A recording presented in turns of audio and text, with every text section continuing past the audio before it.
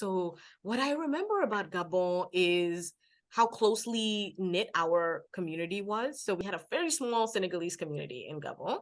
And we lived a relatively insular life, right? We were the grandchildren of an ambassador, so we sort of lived all in one compound.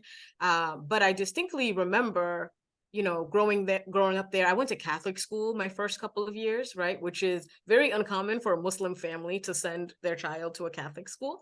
But my mother believed in more than anything the power of education, and she was going to send me wherever she thought I was going to get the best education. That happened to be a Catholic school.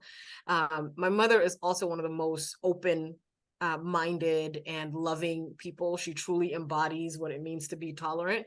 And so through osmosis, I sort of gained that. The first few years of my life, so I grew so much appreciation and love for the sister faiths, and that carries through every facet of my life today.